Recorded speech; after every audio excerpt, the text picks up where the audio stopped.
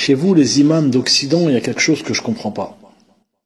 Vous appelez à Allah Azza wa Jal, vous prêchez la bonne parole, quand bien même vous n'êtes pas exempt de défauts, quand bien même vous commettez des péchés comme tous les fils d'Adam, il y a quelque chose que je comprends pas. Quand on appelle à Allah Azza wa Jal, quand on appelle à la sunna du prophète alayhi salatu wassalam, on se doit de l'appliquer, n'est-ce pas?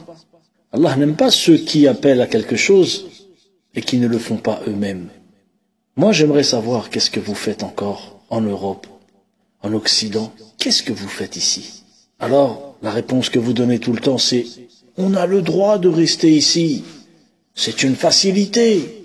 Tant qu'on nous dérange pas, qu'on nous interdit pas de prier. » C'est toujours le même discours. D'accord, tu as le droit de rester. Mais est-ce que tu as le droit de partir? Et est-ce que tu as surtout le devoir de partir? Et encore plus, est-ce que tu dois prendre exemple sur le prophète alayhi salatu wassalam? Il a émigré lui aussi, non? Alors tous vos beaux discours, c'est bien, c'est génial, ça aide et ça guide des gens par la grâce d'Allah Azza wa Jal. Mais qu'est-ce qui se passe? Au bled, il n'y a pas le même confort, il n'y a pas le même revenu, il n'y a pas la même facilité. Ah, les délices et les plaisirs de l'âme. On va se le cacher encore combien de temps? Soyez honnêtes. Ne vous mentez pas à vous-même. Pourquoi vous restez ici? La facilité, le confort. Vous êtes à l'aise, vous mangez bien, vous avez des beaux véhicules, vous avez des belles voitures. Ça rentre en euros. La paye est 10 fois, 100 fois plus élevée que au bled. Alors moi, je vais vous dire quelque chose. Moi, je vous le dis. Vous êtes quelque part des hypocrites. Et vous devriez travailler sur votre âme avant d'essayer de corriger celle des autres. Vous êtes des imams, vous devez montrer l'exemple. Vous faites les beaux dans vos discours. C'est bien, mais pourquoi vous ne montrez pas l'exemple là-dessus? Parce que pour vous, c'est pas important de vivre dans un pays qui pratique votre religion. Vous vous agrippez, vous vous accrochez. Pour quelle raison? Pour le confort, pour la facilité, être à l'aise, la dunya. Alors vous appelez les gens à l'islam qui ne rejettent pas les bienfaits de ce bas monde, qui n'incitent pas les gens à être pauvres, bien au contraire, wala'iyadu billah. Mais il y a là un paradoxe. C'est très étonnant. Ce sera toujours bizarre de voir un imam monter dans une Porsche. Dites la vérité. Alors, maintenant, nous savons. Inutile de faire semblant qu'on ne sait pas pourquoi vous êtes là. Vous dites que c'est pour appeler, prêcher les gens. Comme si tu n'étais pas là, Allah Azza wa Jal ne ferait pas avancer sa religion. La religion, elle appartient à Allah Azza wa Jal. Les créatures, elles appartiennent à Allah Azza wa Jal. Les cœurs, ils appartiennent à Allah Azza wa Jal. Vous êtes ici pour gratter. Vous êtes ici pour gratter parce que au bled, il n'y a pas la même facilité. Hein? On a appelé un jour un imam d'Europe dans un pays d'Afrique. Ils avaient vraiment besoin de lui. Tout le village aimait beaucoup cet imam français. Mais le salaire, il était de 100 € par mois. Ils lui ont demandé de venir quelques mois. Comment je vais lâcher ma famille, mes commerces, ma mosquée, etc. pour venir, moi, vous prêcher pendant 3 mois et vous faire du bien? Il a refusé. Mais tu travailles pour qui en fait? Normalement, tu travailles pour Allah. Vous savez quoi? Tous les imams. Pourquoi vous êtes en Occident? Tu peux pas prêcher à partir d'un autre pays musulman? Par Internet. Si tes discours sont bons, ils seront suivis, que ce soit à la mosquée ou par Internet. Combien de gens suivent des grands savants à travers Internet? Et sachez une chose, arrêtez de dire en Europe il y a des savants, en Occident il y a des savants, il y a des imams.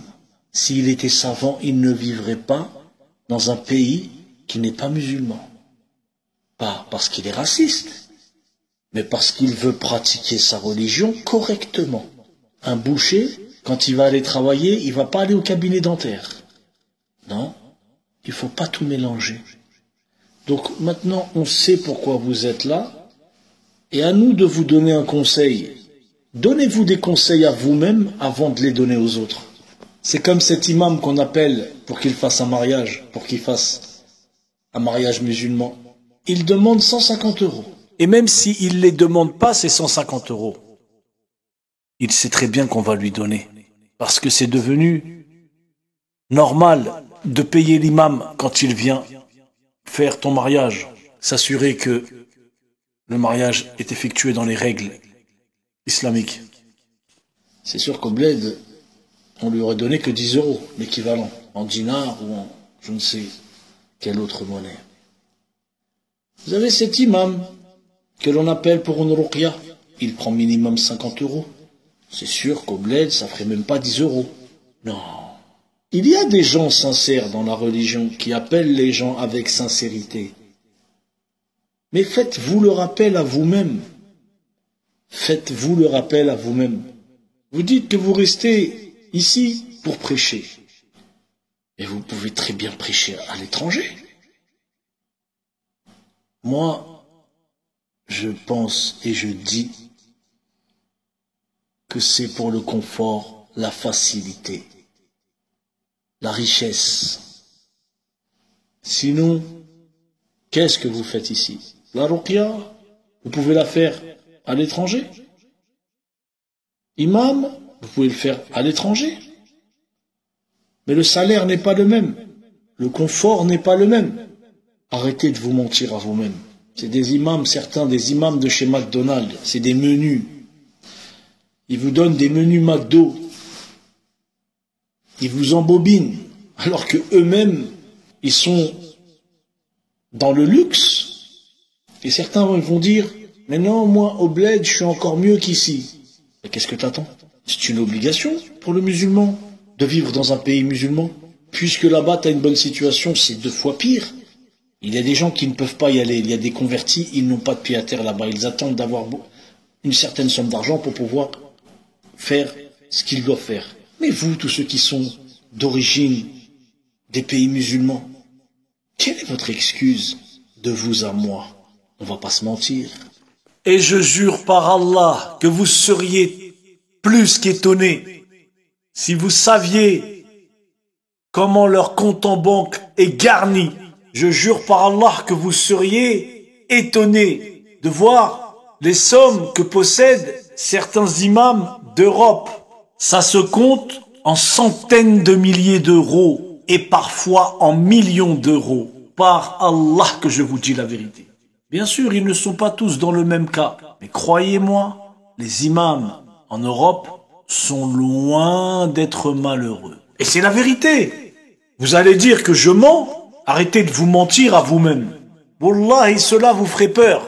C'est énorme. Ils ont 10 fois les possibilités de vivre pour 3 vies au bled avec ce qu'ils ont amassé. Ils vont te dire que certains compagnons ont émigré chez les non-musulmans. Ils vont toujours te donner ce qui les arrange. Mais est-ce que le prophète sallallahu alayhi wa sallam aurait fait comme toi? Est-ce que le prophète sallallahu alayhi wa sallam habiterait à Paris, habiterait à Marseille, habiterait à Bruxelles, habiterait je ne sais où? Tu joues un jeu malsain.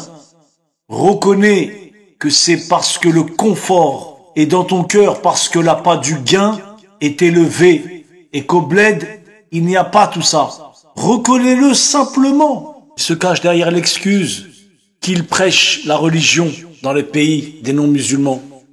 Mais en vérité, c'est son salaire qu'il ne veut pas abandonner. Il ne peut pas cracher sur 2000, 3000, 4000, 5000 euros par mois. Ses commerces lui rapportent tellement. Il a du mal. Alors il se cache derrière. Nous appelons les gens à l'islam.